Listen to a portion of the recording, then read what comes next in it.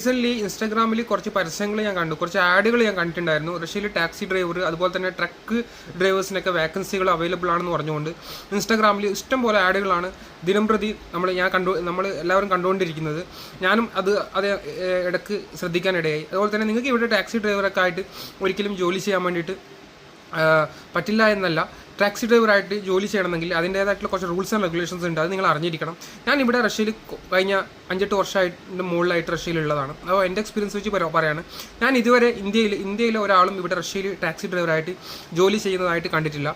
അതുപോലെ തന്നെ ഇഷ്ടം പോലെ ഇൻഫ്ലുവൻസർ, അതായത് ഇത് ദുരുപയോഗം ചെയ്യുന്നുണ്ട്. റഷ്യയിൽ ഇങ്ങനെ ടാക്സി ഡ്രൈവറായിട്ട് ജോലി ചെയ്യാൻ, ടാക്സി ഡ്രൈവറായിട്ട് ഡയറക്റ്റ് വേക്കൻസി ഉണ്ട്, ജോബ് വർക്ക് വിസ കിട്ടുമെന്നൊക്കെ പറഞ്ഞുകൊണ്ട്. അതുകൊണ്ട് നിങ്ങളോട് എനിക്ക് പറയാനുള്ളത്, നിങ്ങൾക്ക് റഷ്യയിൽ ടാക്സി ഡ്രൈവറായിട്ട് ജോലി ചെയ്യാൻ ആഗ്രഹമുണ്ടെങ്കിൽ മിനിമം നിങ്ങൾ റഷ്യയിൽ വന്നിട്ട് ഒരു 3 വർഷമെങ്കിലും മിനിമം റഷ്യയിൽ നോർമലി ആയിട്ടുള്ള നിങ്ങളെ പേഴ്സണൽ ആവശ്യത്തിന് വണ്ടി ഓടിച്ചിട്ടുള്ള എക്സ്പീരിയൻസ് കാണിക്കണം 3 വർഷം.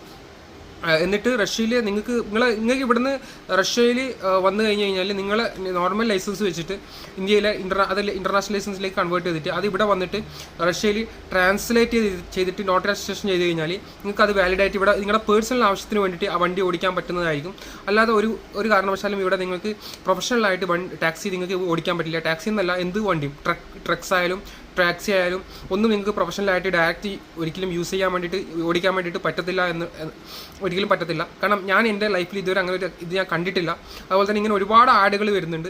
അതുകൊണ്ടാണ് ഞാൻ എൻ്റെ ഒരു എക്സ്പീരിയൻസ് ആണ് ഞാൻ പറഞ്ഞത്. ഇപ്പം പുതിയ നിയമങ്ങളിൽ മാറ്റം വന്നിട്ടുണ്ടോ ഇല്ലയോ എന്നുള്ളത് എനിക്കറിയത്തില്ല. ഇതുവരെയായിട്ടും ഇത്രയും വർഷത്തുള്ള എക്സ്പീരിയൻസിൽ ഒരു ഇന്ത്യക്കാരന് പോലും ടാക്സി ഡ്രൈവറായിട്ടോ അതുപോലെ തന്നെ ട്രക്ക് ഡ്രൈവറായിട്ടോ ഇവിടെ വണ്ടി ഓടിക്കുന്നതായിട്ട് ഞാൻ കണ്ടിട്ടില്ല. അതുകൊണ്ടാണ് ഞാൻ ഈ എക്സ്പീരിയൻസ് നിങ്ങളായിട്ട് ഷെയർ ചെയ്തത്. അപ്പോൾ ഇങ്ങനെ ഇഷ്ടംപോലെ ആഡുകൾ ഉണ്ടെങ്കിൽ ചതിക്കുയിൽ പോയി വീഴാതിരിക്കുക. ഇതിനെക്കുറിച്ച് അന്വേഷിച്ച് മനസ്സിലാക്കിയതിന് ശേഷം മാത്രം നിങ്ങൾ പൈസ കൊടുക്കുക എന്നുള്ളതാണ്. ഓക്കെ.